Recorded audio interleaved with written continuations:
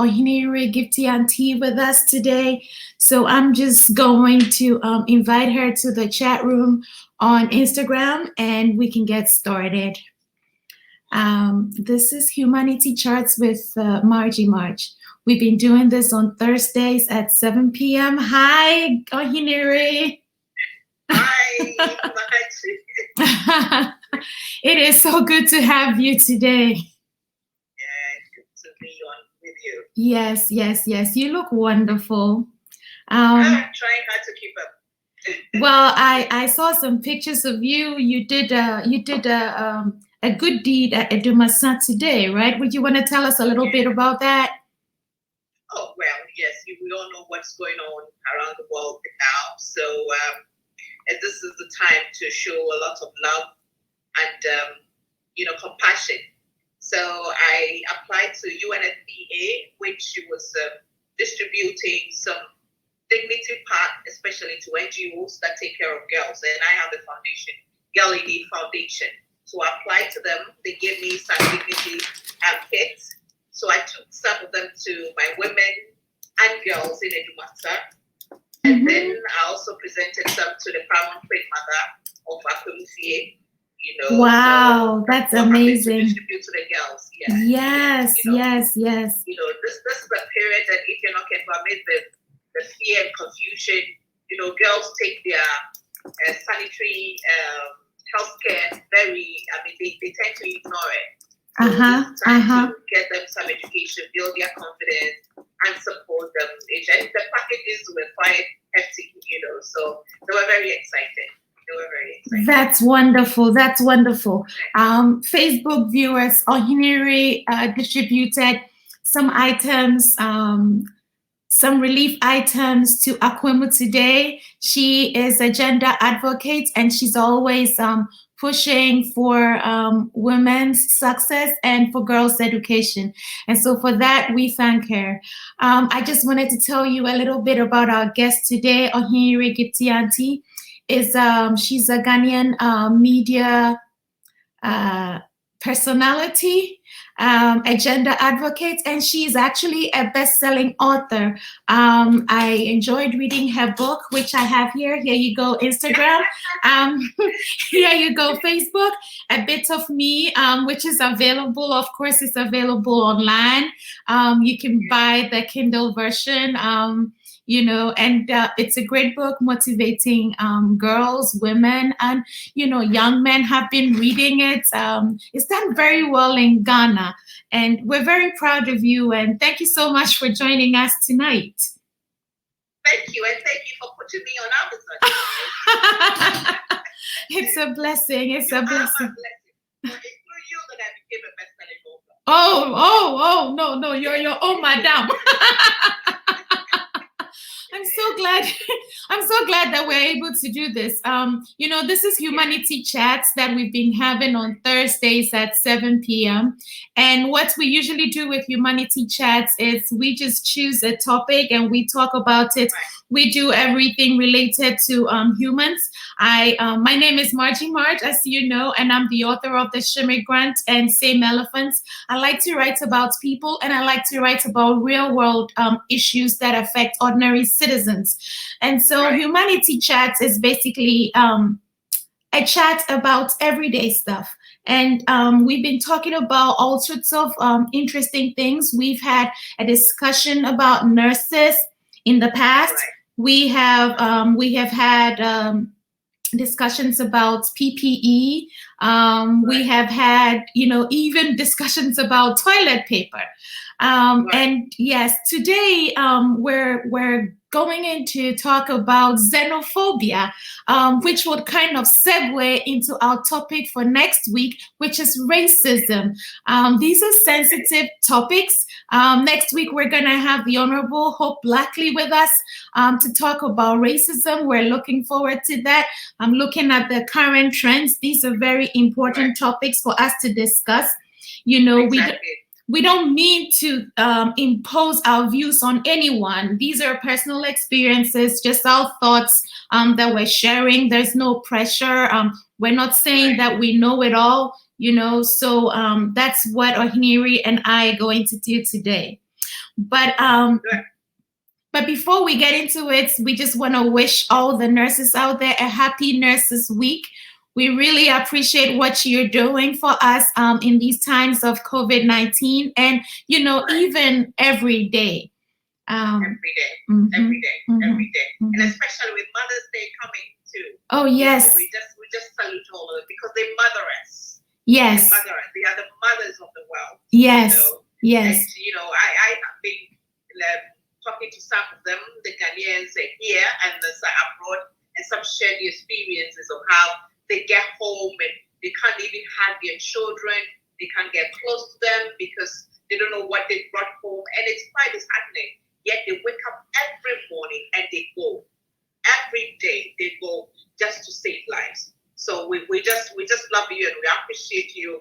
I mean, nurses all over the world, we say Happy Mother's Day in advance, and we appreciate you for being our mothers.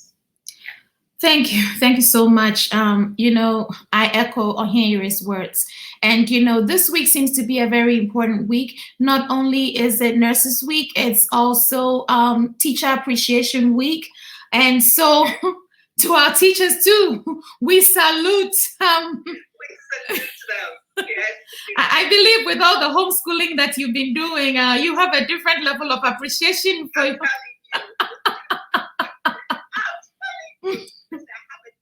Level of respect. I mean, I've always respected teachers, but this time it's on another level.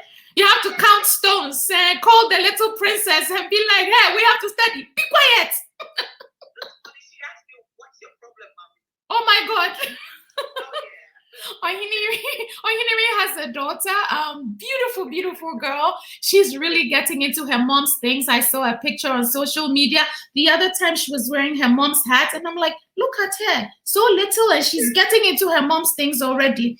And so Oheneyere has to teach her at home with the stay-at-home orders. Even in Ghana, there've been stay-at-home orders. COVID-19 has impacted the whole world. And that's when we get to talk about xenophobia. With COVID-19 impacting the world, there are some citizens that have experienced xenophobia. And I actually had to look up the meaning of xenophobia again today. And, the word derives from a Greek word, xenos, which means a stranger or a foreigner. And the second part of the word also comes out of the word phobos, meaning fear. So xenophobia is the fear of strangers or foreigners. And Oheneyere, would you want to talk about anything that you've experienced, or would you like to share something with us? Well, I mean, it's just, I guess we've all experienced it one way or the other. But I'm just looking at where the world that we used to have, where especially in Ghana, we have a tradition where we treat foreigners better.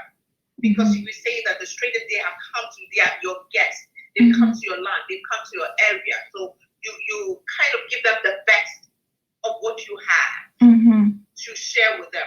But the world has changed so much. I mean, let me go back to what happened in South Africa even before COVID-19. It came in where we had all sorts of things happening, other Africans being chased out. And my experience in South Africa way back in 2002, 2003 was totally different. I was in South Africa and I was treated so well. I did an internship with SABC Africa.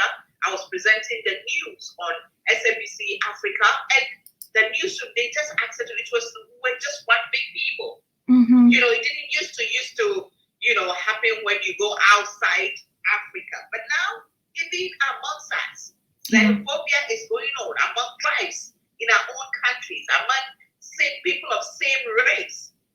It is happening. And you just wonder what is happening, what is going wrong. And COVID-19 has come to expose us even more. Yeah. What would have thought that this should have brought us together? This should have opened our eyes to see that we are all one people. We have similar problems. We have similar challenges. COVID-19, coronavirus, it's no respecter of person. Yeah. So that should have brought us together. But Yeah. brought out the compassion in us, the love in us. But rather, it's bringing out the evil in us. You know, it's such a shame. Yeah.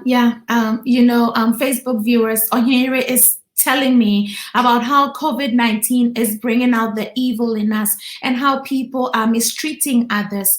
And this is kind of segueing into our topic for next week, which will be racism.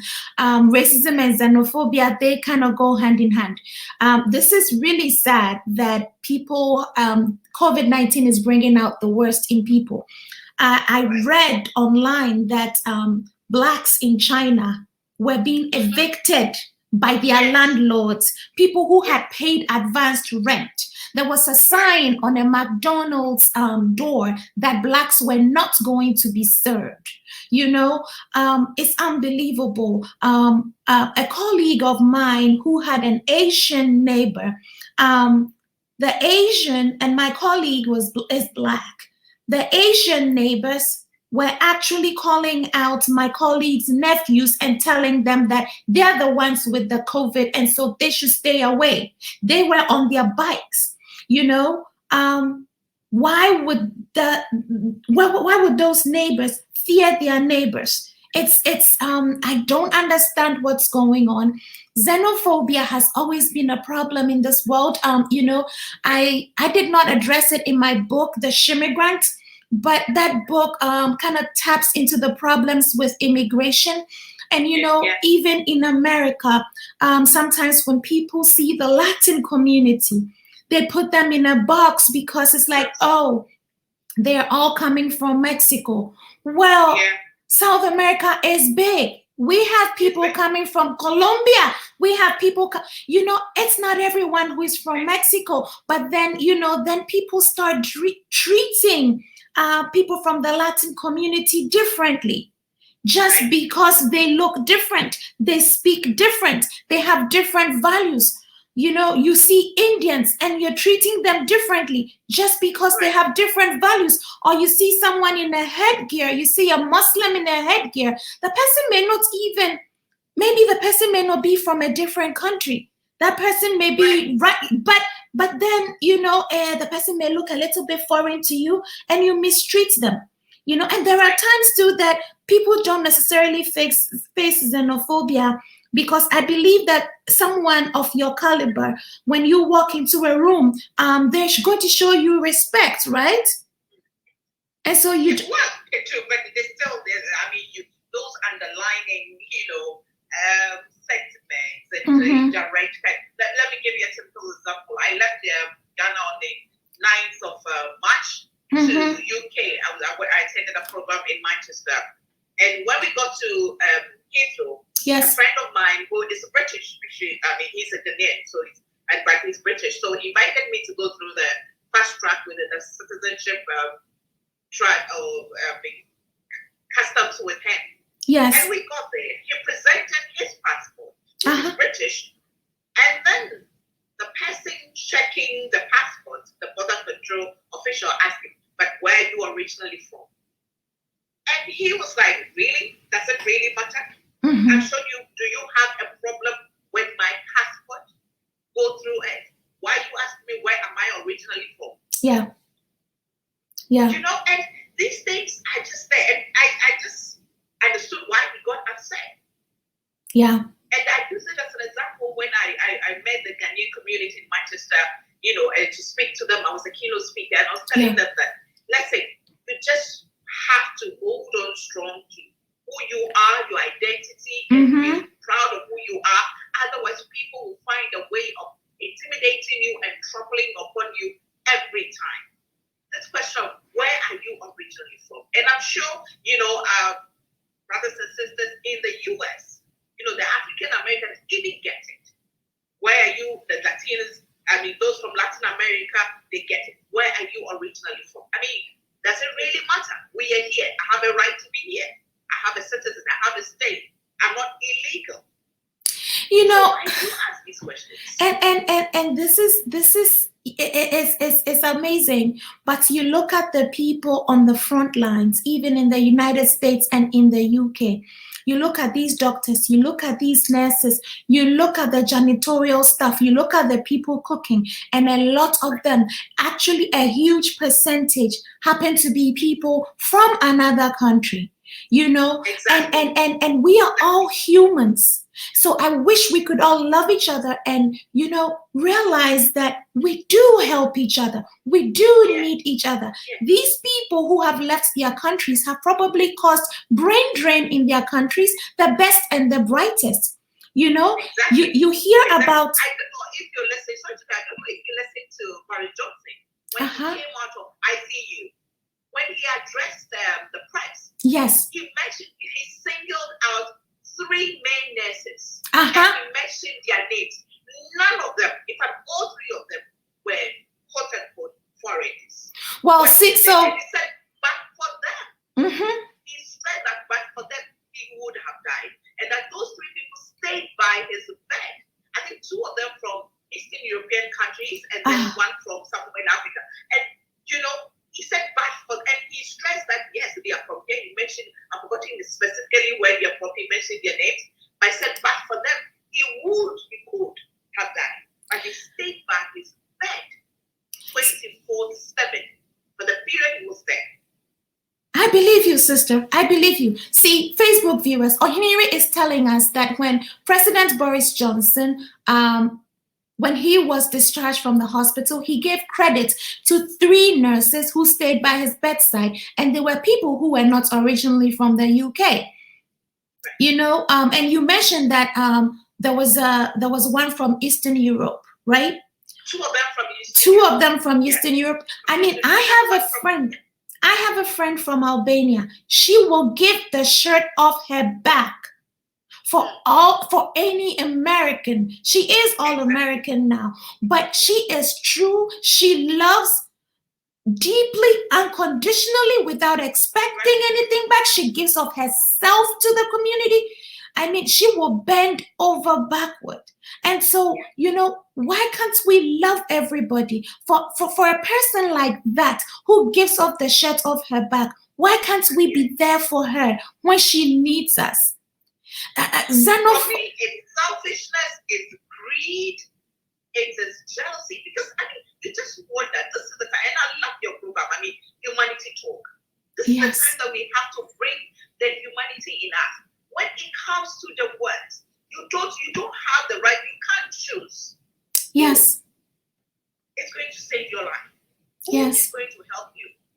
When it's all said and done, somebody said, when you are being born, you didn't have a choice. Who helped you? Who brought you out? And when you are dying, you know, you have no choice. Who buries you? Who puts you down there? And in between, you will meet strangers, people that you know from nowhere. Sometimes you meet people who are just kind to you for no reason. Yes. Oh my God. Yes. So mean to you. Tell me about that. You know, and you just wonder what is going on. What, I mean, is it what is it? Where is the love? Where is the love? The love is lost. Yeah. The world is such a big place. We all have a space in there. My mother used to say that when you start out there, you see so many stars. So many stars. Some shine so bright, some not so bright. Yes. But all stars. There's enough space for all of us to be here. Oh, so thank you. Thank you for your kind words. Facebook viewers, Oheneyere is telling us that there is room for everybody. There is room for everybody in this world. So we should just tap into our humanity and love each other. You know, during these times when people are dying, their family members cannot even be in the room with them. And you have a nurse, a stranger holding your hand, or a nurse with your family on video on the other end, you know, for your last moments. And that nurse could even be somebody from a different country, could be a foreigner that you should not be afraid of. And that is what we are pleading with the world, to realize that we are one race and that we need to love each other. We need to be accepting of each other. And that's the only way that we can move forward. Yes. That's the only way we can move forward. That's the only way. I mean, it's like a chain. We hold each other's hand. You know, you pass on to the other. You hold it to climb up, to move on. You can't do it on your own. You can't do it with people with only your race or your kind or your family. We all need each other. And this is the time we have to reach out and touch people's lives. And this is when we have to reach out with the little that we have, even just a smile, a laughter, now we can't hug because it's but a kind word. Oh my goodness, I miss the hugs. It's been so difficult not being able to hug people. Telling you. I mean, the things. And the white mother, you know, she's like my mother. I was my traditional godmother. I made sure that, and I couldn't hug her. And I mean, I was virtually tearing because normally I would just go and hug her and give her pets and she asked her how. I couldn't hug her. I couldn't even shake her hands. But she understood. That these are difficult times. Yeah. There are difficult times. I mean, I put on my lipstick to come talk to you tonight, but I've had a very tough day. I was in tears most of the day because I don't understand what's going on. I'm scared for the future generations. And we just have to find a way to fight this. And we have to be a voice. You know, there is this saying that if you don't speak up for someone, nobody will speak up for you. Today may be the day that they're going for that person, but tomorrow they may be coming after you. And so you have to speak up and take action now so that it doesn't come to that. You do not want them to go after you. You want to stop it now and you want to defend whoever is hurting now. Yeah. And the sad part is when we pass it on to the children. Yeah. Look at the story you just told us about your neighbors. You know, I mean, your friends and neighbors telling the children not to. I mean, children, I believe that, children don't know evil. We teach them evil. Oh, yes. We socialize them into evil. We plant evil into them. Children play. They just mingle with each other. They don't know black from white. They don't know who is African, who is Jamaican, who is European. I mean, they just see people. They just see, but then as they're growing up, they hear us. Yeah. The things parents say, the things that relatives say about the other people. That's what they imbibe in them and they take it and they also run with it. It's not doing our children any good by doing this. Yeah, I saw one of these pictures of, a little black boy who had his arms around his friend who was a Caucasian boy. And, they were loving on each other because they don't know any different. But as they get older, yes, as they get older, then they get to know the difference, and then they don't invite each other to their parties anymore. Then they start excluding their friends because now they've been taught, not just by their parents, but by the media that they are consuming, by their surroundings, they've been taught to kind of isolate, and then now they know little boys and little girls are not as innocent anymore, and they know that their friends are different and they have to treat them differently, which shouldn't be so. It's a tough situation. It is a tough situation. And that's why, what you're doing is so important because social media is not helping. Yeah. What young people are consuming on social media is dangerous. Yes. So we need programs like yours that will give the true picture, that will speak to the hearts of people, that will spread the compassion, the love, and let people understand that we need each other. Yeah. We don't live in isolation. We can't live in isolation. Oheneyere we need each other. Yeah, you are so right. Oheneyere is telling us that we cannot live in isolation. We need each other, and we have to educate these children and let them know that love wins. We have to win. Love wins. The hatred doesn't help. No, it doesn't help. And let me apologize to the Facebook viewers. I'm terrible. This is the first time I'm doing Instagram Live. I haven't done it. apologizing to you, Facebook. She says she's terrible with her technology. I had to really convince me and teach me, take me through. So later, gradually I'll get the two-way thing. I'll get there. So we will make up for it. We will have more chats. Yes. And tell us, I know this is not about xenophobia. I know you have 2 other books. You have one that you released earlier this year and another one coming out, right? Can you tell us a little bit about your books so that people can get ready? My second book is The Best of You. Okay. With the quotes that it reflects you. You just, a bit of me is very inspirational. I was telling you, what to do, what to make of it. But I think the best of you, you make the decision yourself. You actually read it and you encourage yourself. Mm-hmm. You try to see yourself through that. And then by the end, in 3 weeks, my major book, I turned 50 in January this year. Get out of town. Golden age. You are what? You turned 21? 55, girl. Oh, no, I did not hear that. She's 21. She is 21, people. You should see her. You see this beautiful lady. I think, you see her picture? She says she just turned 50. Do you believe that? Nah. She's fake. She's fake.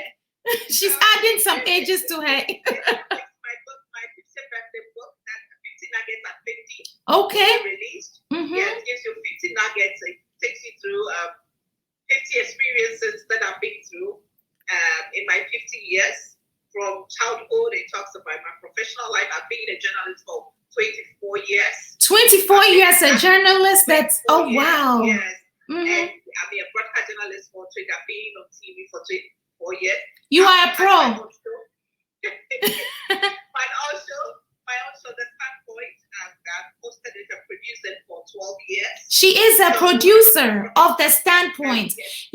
Facebook viewers, go look it up, follow her. And also they have a YouTube channel. Subscribe so you can listen to her feminist views. Right. And, yes. I married at a very late age, 45 years. I had my only child at the age of 47. So what a blessing.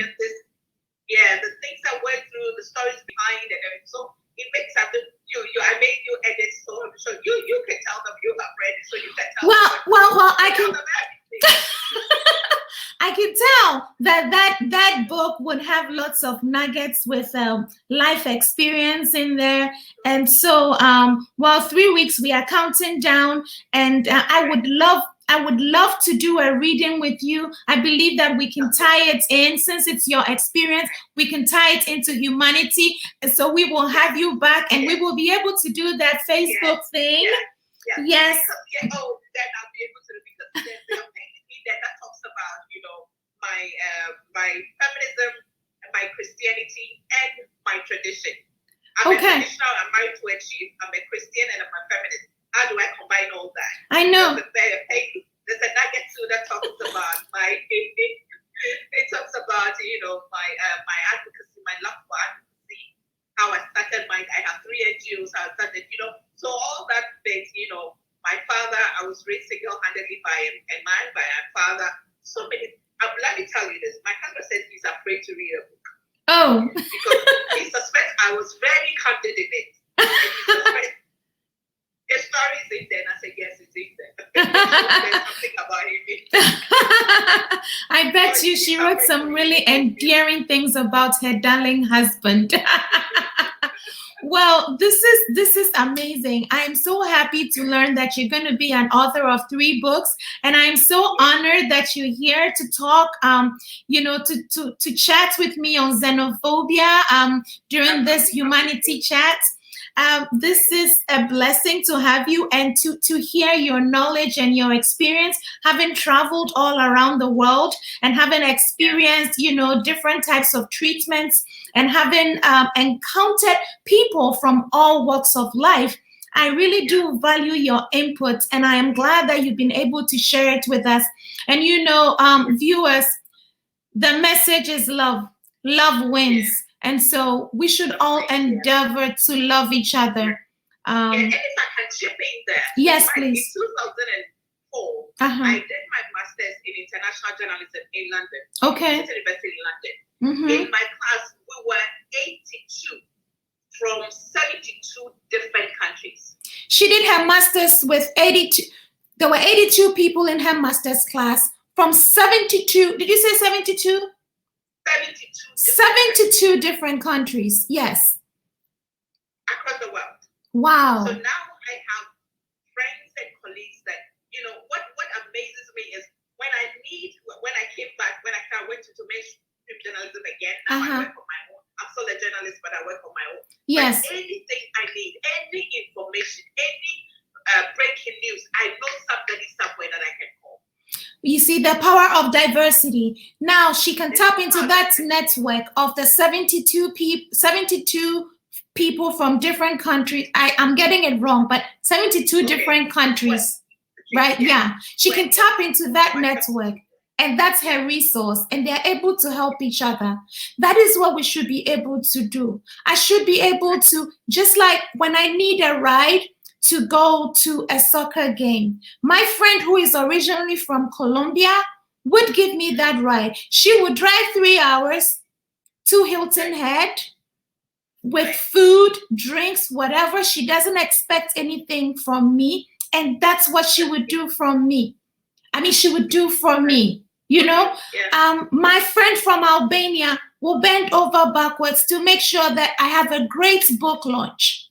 So this is what we need. This is the love that we need. This is the love we need. I have to wear my glasses because I think somebody is asking a question in the chat room. And this is Councilman Pius Ali. He is asking if we can shed light on balancing being a community leader and all the work that we're involved in. I think this is a question for you, Oheneyere. Do you want to? Are you able to shed? Yes. Yeah. I think I saw something about being a mother. Yes. And all the work that you do that I get involved. Well, it's happening. Interestingly, tomorrow I'm going to be celebrated on one of the TV stations here as a mother, and I have 3 NGOs, as I said. I run my own company. I host my program. I'm the conference speaker. I'm all over the place. It is tough, but it's all about making sure that I prioritize. Yes. I make sure what is important at what given time. Today, I did a return trip. I left because of what is happening. I left my girl at home. And I went to the eastern region, and I came back. When I came back, as soon as I came, I made sure that I went straight to the bathroom to wear a shower before I went to hug her. She is a priority now. Yes. You had to clean out the bacteria of your body. Yes. As the wife of chair, I have my traditional functions to do as well. As a professional, I have my work. Now, what I'm doing is we go to work. We work three days a week. We work on Mondays, Wednesdays, and Thursdays. And we make sure that we do everything that we need to do within that time, and then we work from home. Next week, I have to start recording. At this time, because of normally I have studio audience. You have been on the standpoint before. Yes. You had an amazing audience. But this time, we have to cut out the audience. And we just limit the panel to 2. It used to be 3 or, 1, 2, or 3. Maximum now will be 2. All because we just have to be careful. It's about prioritizing. It's difficult. It is tiring. But then you have to have passion for it. You have to have a reason why you do these things. You have to have a passion. Understanding that this needs to be done. This morning I asked myself, do I really have to travel all the way to Idumasa to go and give this to the people? Why can't I sing? Yes. But when I went, that personal touch to it made the people so happy. They were so excited. The old women were excited to see me. They hadn't seen me in 5 months, since December, having been there. The young ladies, I had the opportunity to speak to them about hygiene, about the need to take. Coming from me gave them a different understanding of what is going on. So it's sacrifice.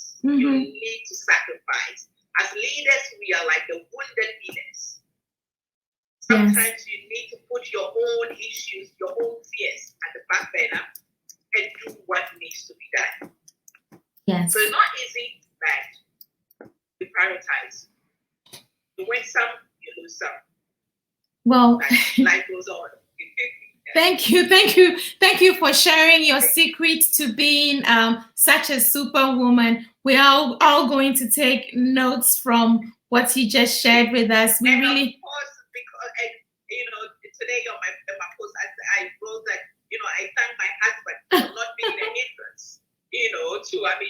Not being a hindrance, because if you have a husband who will always complain about everything you do, then you have issues.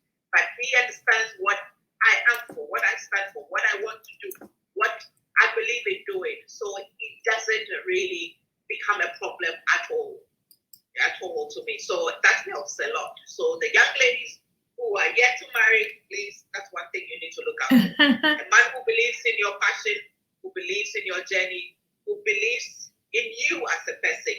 And the same way to the young men as well, a woman who believes in you, believes in your passion, believes in the journey that you want to travel on, and you have, a super relationship. Not perfect, but great one. Yeah. I don't know if anybody has a perfect relationship in this world. We all have things that we struggle with, So thank you for those words, and we really appreciate the nuggets. It goes back to you just talked about how you're a traditional wife, and somebody just put a comment in the chat room saying that person is Boss Kofi for Marj. I see that, Moko. Yes, Boss Kofi. That's my boss. He tells me what to do. Yes. Well, yeah, Boss Kofi for life, man. Boss Kofi for life. Yes. You were talking about how you juggle the traditional wife situation with being a professional woman and a Christian, and it takes me back to my most recent book, Same Elephants, where there is a Christian in there who is friends with a Muslim and an atheist and a Jew, and they all make it work. And that's what we need. We need to work together because love wins. And yes. All the time. Yes. I was just telling my husband that I have about 100 items left. That tomorrow I want to go to the Muslim community, Ghana Muslim Mission, and donate it to them.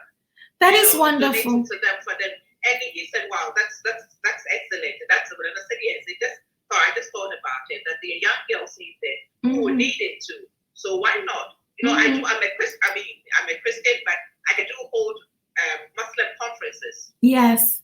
This year would have been the 7th edition of our Muslim conferences I've been having in Ghana. Wow. And they accept, they know, I don't judge them. Yeah. My program, we have Muslims coming on, we have Christians, we have atheists, we have people. Human beings come on. Sometimes I don't even know their religion. It's after, then I get to know, this person is an atheist. Interestingly, quite recently, I had a program. I call them the unusual feminists. Yes. 4 young men. Yes. And when I got to know them on social media, it was when we started discussing, I realized one was an atheist, one a Muslim, and then 2 were Christian. I didn't know. Hey, so tell me this: there are atheists in Ghana? Yes. Hey, I'm lost. I didn't even know. I knew there were West African traditional religion, but I don't think I know. I don't think I know an atheist in Ghana. Yeah. Oh wow, okay. The atheists, they have an association. They have a group. Oh, okay. Atheists, yes. That's what I got to know. That's great. You see, this is a learning process.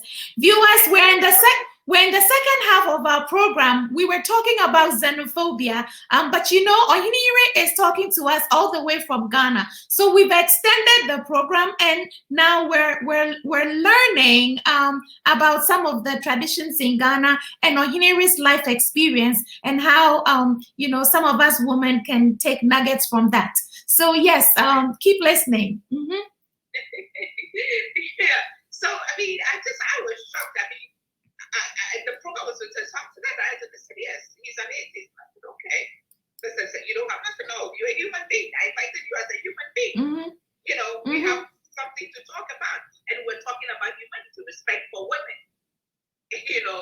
the respect for women's rights. Yes. And he was spot on. He Yes. has something to offer. He has something to say. Yes. It wasn't about religion. Yes. I tell people that what I do is about humanity. Yes. Yes, for my thesis and for my MA, I wrote on multiple identities in journalism, but in catapult, we all have multiple identities. There's so many things that come together to form us in shaping our opinions and our views and our behaviors and characters and all that. So many things come together. But one thing I believe that should be paramount should be love. Love, yes. Love wins always. Humanity. I mean, that thing in there that you just sometimes that deep down your heart, this is right. Sometimes fear or ignorance, whatever it is, we just don't do it. We just shy away from it. And sometimes you get back and you regret so much for not helping this person, for not doing this for that person. But then you realize that it's a bit too late.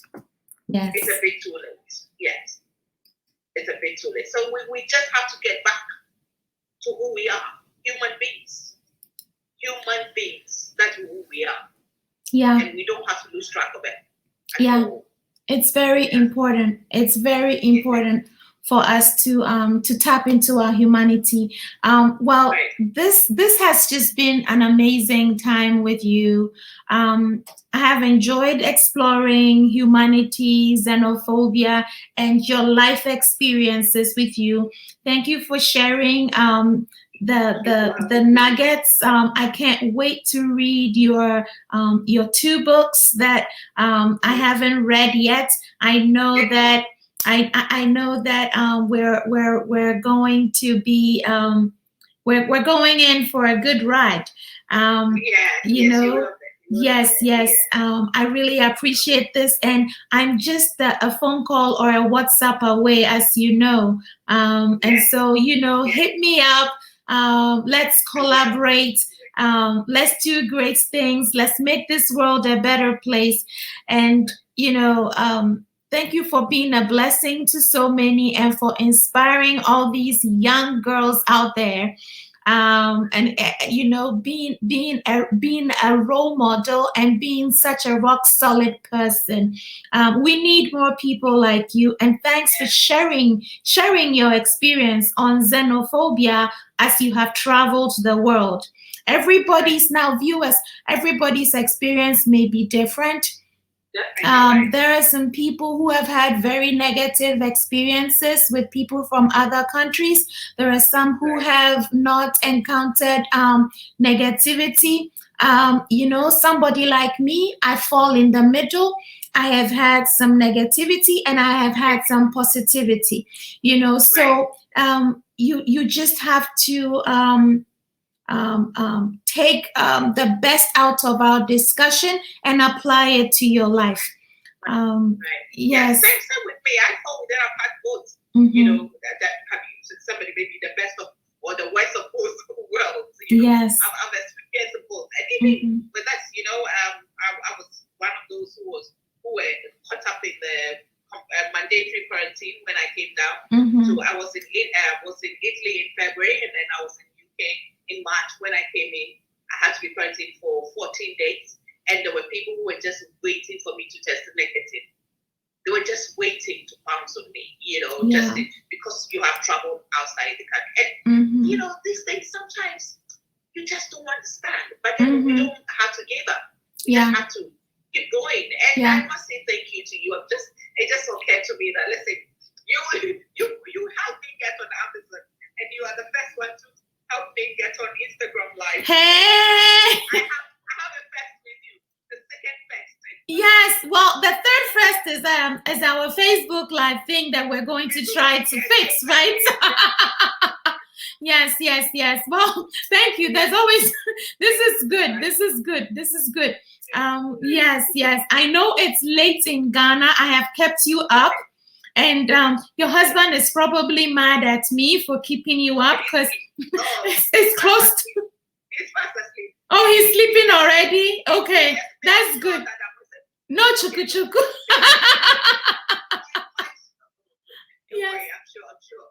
adult home. I'm sure as soon as I hit the bed, you wake up. Oh, this is wonderful. This is wonderful. I wish we could talk like this every day. It makes me, it makes me feel like I am close to Ghana. Because I really do miss Ghana. And I was depressed yesterday. I'm like, so when is the next time that I'll get on a plane to even go back to Ghana to visit? When will I see people, my loved ones? This thing is tough on us, my sister. It is really tough. It's tough. Yes. It's really tough. Mm-hmm. It's really, really tough. Wow. It's tough and heartbreaking, but yes, we just have to hold on. Yes. Keep faith alive and keep hope alive. Yes. That, yes. Yes. Yes. We just have to do our best. Mm-hmm. Stay safe. Mm-hmm. Stay at home. Mm-hmm. Avoid all the crowd, shaking of hands, and just take care of yourself, because you never know. It's nobody's fault that they have it. All those who've been infected and those who have tested positive, it's not their fault. Some people don't even know how they got it. Yeah. But then we're here by the grace of God and by the mercy of God. And it's not because we're super special, we done anything. Yeah. But we just have to make sure that we do our best and leave the rest to God. Yes, yes, yes. We leave the rest to God. You're very right. Well, thank you so much once again. And I look forward to getting together with you again. And Boss Coffee, hi. Boss Coffee, Boss Obaku. Well, yes. God bless you. God bless you. Have a good night. Yes, and viewers, God bless you too. Love wins. Let's be good to each other. Humanity Chats at 7 p.m. on Thursdays, Eastern Standard Time. And I will see you next week. Bye, y'all.